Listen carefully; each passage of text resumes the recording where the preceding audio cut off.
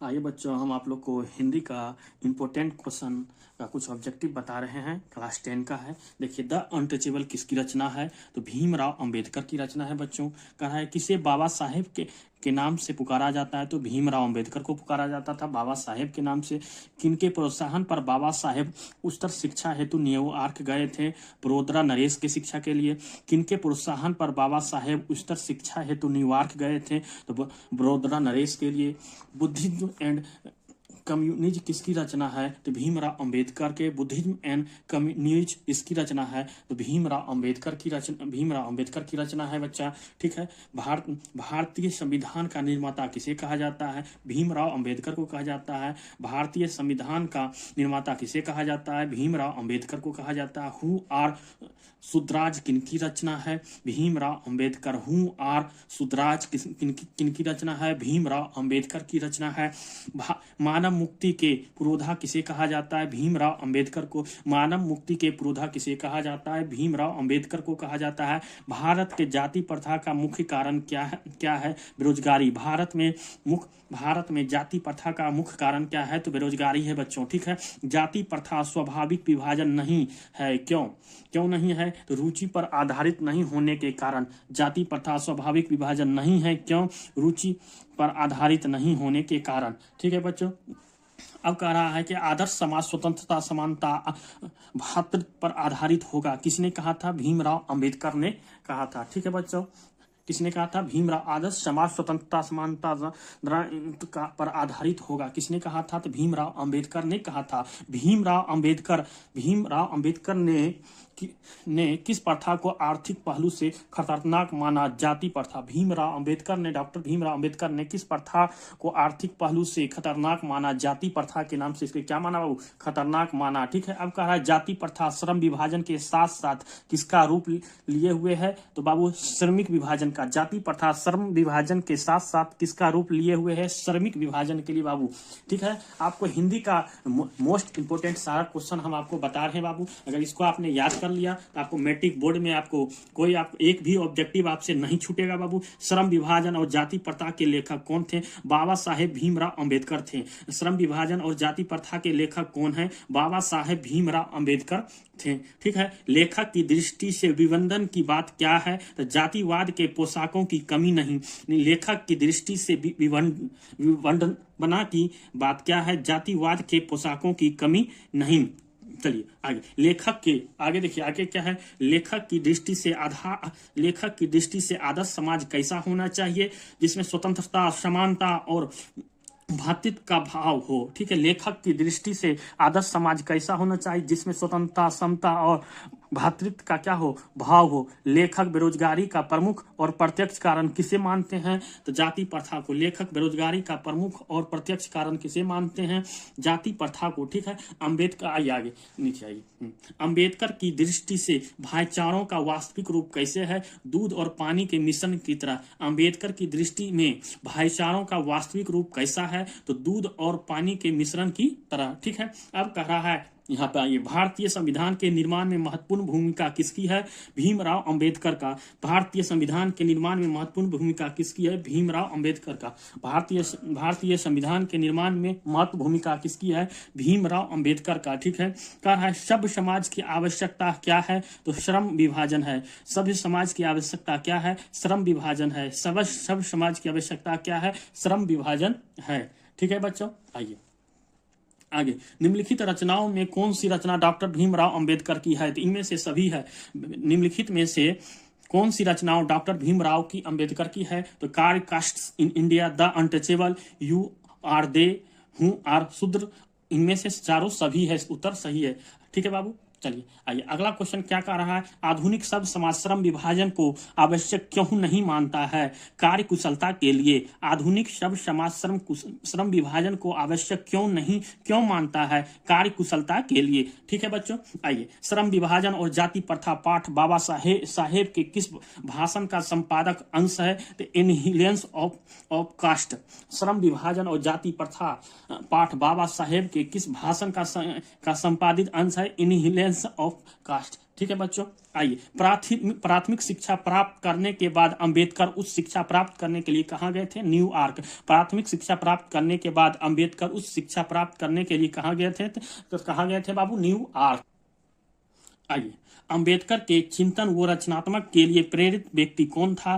तो बाबू बुद्ध था, कबीर था, ज्योतिबा फुले था। अंबेडकर के चिंतन व रचनात्मक के लिए प्रेरक व्यक्ति कौन थे? बुद्ध था, कबीर था और ज्योतिबा फुले था। ठीक है बाबू। आइए, जाति प्रथा तोरक मंडल भाषण लाहौर में कब हुआ? तो कब हुआ? 1936 में हुआ। ठीक है बच्चों।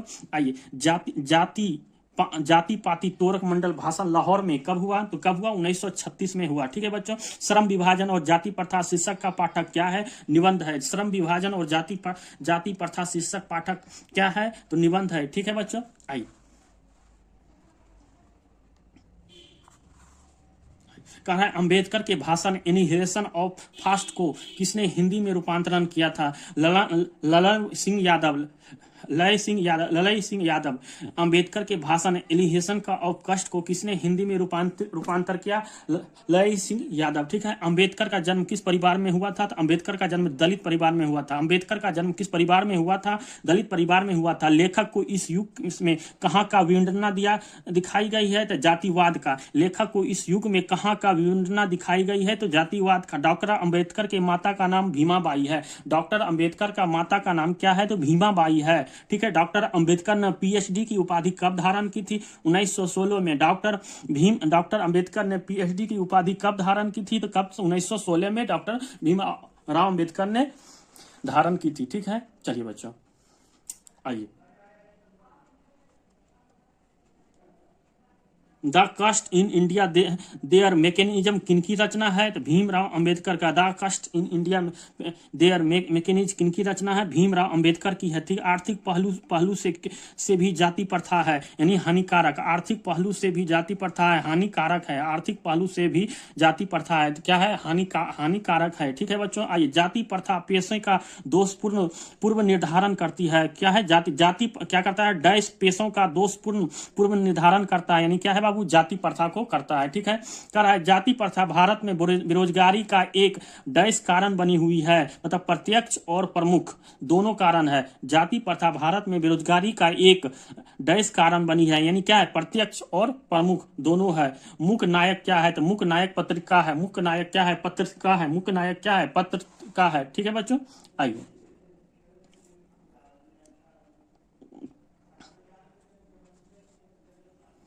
डॉक्टर भीमराव अंबेडकर की मृत्यु कब और कहां हुआ? तो डॉक्टर भीमराव अंबेडकर का मृत्यु 1956 में दिल्ली में हुआ। डॉक्टर भीमराव अंबेडकर की मृत्यु कब और कहां हुआ? 1956 में दिल्ली में हुआ। डॉक्टर भीमराव अंबेडकर का जन्म कब हुआ? तो डॉक्टर भीमराव अंबेडकर का जन्म 14 अप्रैल 1891 में हुआ। डॉक्टर भीमराव अंबेडकर का जन्म कब हुआ? 14 अप्रैल 1891 में हुआ है। ठीक है बच्चों। आइए, डॉक्टर भीमराव अंबेडकर का जन्म कहाँ हुआ? तो महू मध्य प्रदेश में। डॉक्टर भीमराव अंबेडकर का जन्म कहाँ हुआ? तो महू मध्य प्रदेश में हुआ है। ठीक है बच्चों। डॉक्टर अंबेडकर ने किस पत्रिका का संपादन किया? बहिष्कृत भारत। डॉक्टर भीमराव अंबेडकर ने किस पत्रिका का संपादन किया? तो बहिष्कृत भारत। ठीक है बच्चों। आइए, अगला क्वेश्चन क्या है?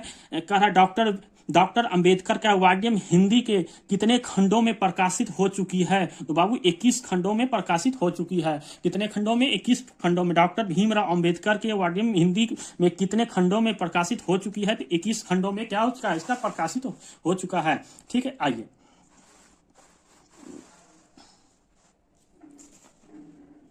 कह रहा है आधुनिक शब्द समाज कार्य कुशलता के लिए किसे आवश्यक मानता है? श्रम विभाजन। आधुनिक शब्द समाज कार्य कुशलता के लिए किसे आवश्यक मानता है? तो सब श्रम विभाजन। ठीक है। आइए, डॉक्टर अंबेडकर का पिता का नाम क्या था? रामजी सकपाल। डॉक्टर अंबेडकर का पिता के नाम क्या था? रामजी सकपाल। ठीक है। आइए, मैं तो खोखा को। आइए, दूसरा आ रहा है विश्व के दांत, यानी दूसरा चैप्टर आपको यहाँ से स्टार्ट हो रहा है। ठीक है बच्चों।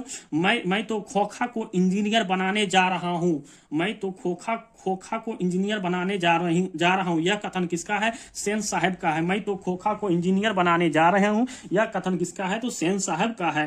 कह रहे हैं मदन के लिए क्या खाना मामूली बात थी? तो मदन के लिए क्या? मार। ठीक है। मदन के लिए क्या खाना मामूली बात थी? तो मार खाना मामूली बात था। ठीक है। है। कहा नलिनन बिलोचन शर्मा पटना विश्वविद्यालय के हिंदी विभाग के अध्यक्ष कब बने, तो 1959 में बने हैं। ठीक है, कब बने, 1959 में बने हैं। नलिन बिलोचन शर्मा पटना विश्वविद्यालय के हिंदी विभाग के अध्यक्ष कब बने, सन 1959 ईस्वी में बने हैं। ठीक है बच्चों, आइए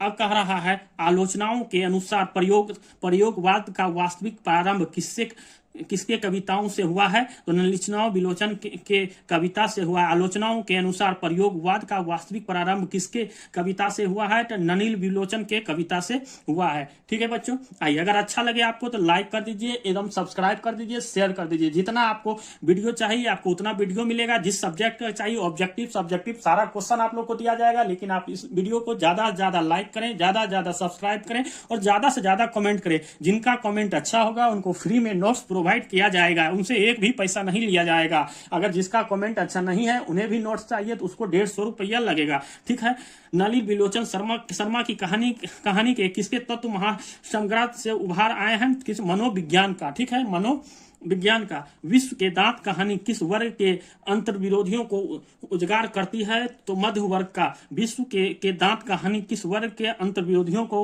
उजागर करती है, तो मध्य वर्ग का। खोखा खोखी किस भाषा का शब्द है, तो बंगला का। खोखा खोखी किस भाषा का शब्द है, तो बंगला का शब्द है। ठीक है बाबू, सेन साहब की नई मोटर कार कितने की थी, तो सेन साहब की मोटर तो 7,500 का था। सेन साहब की नई मोटर कार कितने की थी, तो 7,500 का था। सेन साहब की नई मोटर कार कितने की थी, 7,500 का था। ठीक है, सेन साहब की कितनी लड़कियां थी, 5। सेन साहब की कितनी लड़कियां थी, 5। सेन साहब की कितनी लड़कियां थी, तो 5। ठीक है बाबू, आइए शेफर शब्द का अर्थ क्या है, तो ड्राइवर। सोफर शब्द का अर्थ क्या है, तो ड्राइवर। सोफर शब्द का क्या अर्थ है बाबू, ड्राइवर। एक सेकंड, क्वेश्चन नहीं दिख रहा है, आइए दिख रहा है अब। चलिए, सोफर शब्द का अर्थ क्या है, ड्राइवर। सोफर शब्द का अर्थ क्या है बाबू, ड्राइवर है। ऐसे ही लड़के आगे चल कर के गुंडे चोर डाकू बनते हैं, यह पंक्तियां किनकी है, सेन साहब की। ऐसे ही लड़के आगे चल के गुंडे चोर डाकू बनते हैं, यह पंक्तियां यह पंक्ति कहानी के किस पात्र से कही गई है, तो सेन साहब के पात्र से। ऐसे ही लड़के आगे चल के गुंडे चोर डाकू बनते हैं, यह पंक्तियां कहानी के किस पात्र से कही गई है, तो सेन साहब के पात्र से कही गई है। ठीक है बच्चों, आइए नलिन बिलोचन शर्मा का मृत्यु कब हुआ, तो 12 सितंबर 1961 में हुआ। ठीक है, नलिन बिलोचन शर्मा की मृत्यु कब हुआ, तो 12 सितंबर 1961 को हुआ। नलिन बिलोचन शर्मा की मृत्यु कब हुआ, तो 12 सितंबर 1961 से हुआ। मदन अक्सर किसके हाथों में पीटा था, तो पिता के हाथ। मदन अक्सर किसके हाथों से पीटता था, तो पिता के हाथों से वो अक्सर क्या होता था, पिटा जाता था। आइए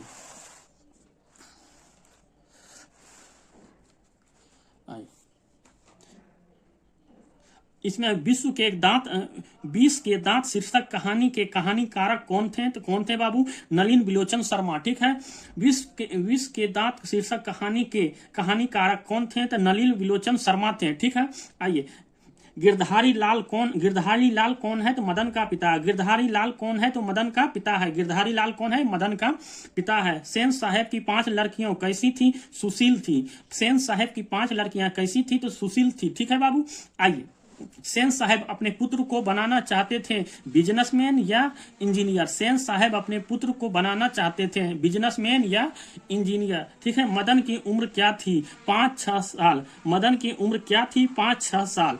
ठीक है बच्चों, आइए कह रहा है कासू मदन के साथ किस खेल में शरीक होना चाहता था, लट्टू के खेल में। कासू मदन के साथ किस खेल में शरीक होना चाहते थे, लट्टू के खेल में। ठीक है बच्चों, आइए मदन के कासू के कितने दांत तोड़ डाले, मदन ने कासू के कितने दांत तोड़ डाले। ठीक है, तो दो दांत तोड़ डाले। मदन ने कासू के कितने दांत तोड़ डाले, तो कितने दांत तोड़े, 2 दांत तोड़े। ठीक है, अब कह रहा है गिरधारी लाल किसकी फैक्ट्री में किरानी थे, तो सेन साहब की फैक्ट्री में। गिरधारी लाल किसकी फैक्ट्री में किरानी था, तो सेन साहब की फैक्ट्री में किरानी था। ठीक है बच्चों, आइए आगे कह रहा है, आगे आइए आपको फिर आपको हम बताते हैं। चलिए कह रहा है सेन साहब किसके व्यंग से ऐठ कर रह गए, पत्रकार महोदय के व्यंग से।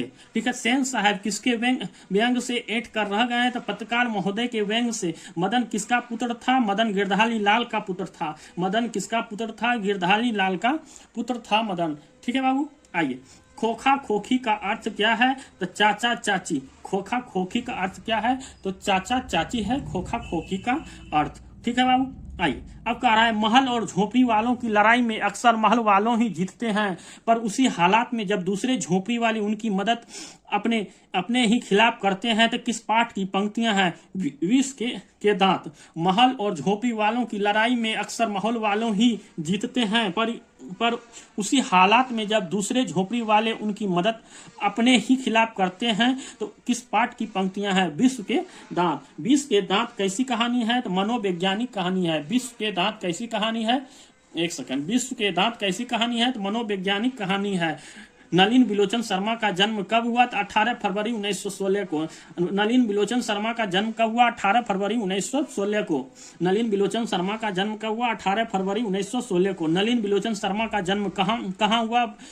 बदरघाट, पटना।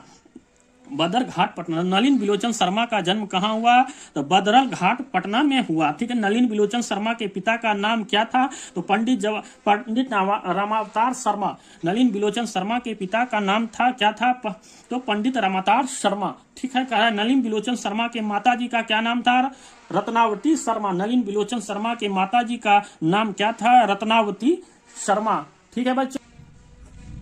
दृष्टिकोण किनकी रचना है? तो नलिन बिलोचन शर्मा की। दृष्टिकोण किनकी रचना है? तो नलिन बिलोचन शर्मा की। लड़कियां क्या है? कठपुतली है। किसे इस बात पर गर्व है? तो माता पिता को। लड़कियां क्या है? कठपुतलियां है। किसे इस बात पर गर्व है? माता पिता को गर्व है। ठीक है बाबू। आइए, मोटर कार को किसके खतरा हो सकता है? तो खोखा से। मोटर कार को किसे खतरा हो सकता है? खोखा से। ठीक है। खोखा समझ रहे हैं? आपको बताए थे खोखा और खोखी क्या होता है। आइए, सेन साहेब ने किसे खूब फटकार लगाई? गिरधर लाल को। सेन साहेब ने किसे खूब फटकार लगाई? गिरधर लाल को। सेन साहेब ने किसे खूब फटकार लगाई? गिरधर लाल को। सेन साहेब ने किसे? आइए, कौओं की जमात में शामिल होने के लिए कौन ललक गया? हंस। कौए की जमात में शामिल होने के लिए कौन ललक गया? तो कौन ललका बाबू? हंस ने ललक गया। किसके अनुसार सेना ने सिद्धांतों को भी बदल दिया? तो खोखा के अनुसार। किसके अनुसार सैनों ने सिद्धांतों को भी बदल दिया था? तो खोखों के अनुसार। चलिए,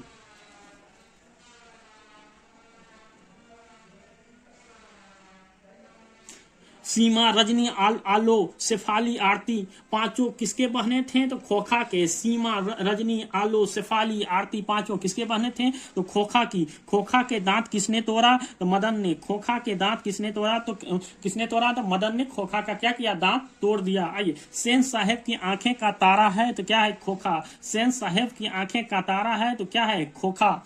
ठीक है बच्चों। आइए, विश्व के दांत पाठ की विद्या है। क्या है? कहानी। विश्व के दांत पाठ की विद्या है। क्या है? तो बाबू ये कहानी है। ठीक है। आइए, सेन साहेब के पास किस रंग का मोटरसाइकिल था? तो काला रंग का था। सेन साहेब के पास किस रंग का मोटरसाइकिल था? तो काला रंग के था। विश्व के दांत शीर्षक पाठ किस कहानी संग्रह से लिया गया है? तो विश्व के दांत तथा अन्य कहानियों से लिया गया। विश्व के दांत शीर्षक पाठ किस कहानी संग्रह से लिया गया है? तो विश्व के दांत अन्य कहानियों से लिया गया है। वाफिक शब्द का अर्थ क्या है? तो वाफिक शब्द का अर्थ क्या है बाबू? परिचित। वाफिक शब्द का अर्थ क्या है? तो परिचित है। ठीक है। मदन किसका बेटा था? आइए, मदन किसका बेटा था? तो मदन जो था गिरधर का बेटा था। मदन किसका बेटा था? तो गिरधर का बेटा था। मदन किसका बेटा था? तो गिरधर का बेटा था। ठीक है बच्चों। आइए, आपको 2 चैप्टर कंप्लीट कर दिए हैं और तीसरा चैप्टर आपको फिर हम डालेंगे। अगर आपको ये 2 चैप्टर ये अच्छा लगा तो एक बार जरूर लाइक करें, सब्सक्राइब करें एवं आपके दोस्त में जितने भी हैं सभी को शेयर करें। ठीक है बच्चों। और इसके लिए आपको अच्छा लगा तो एक बार कमेंट करके जरूर बताएं कैसा लगा। तब आपको फिर अगला किस चैप्टर पे वीडियो चाहिए तो फिर आपको हम बनाएंगे। ओके।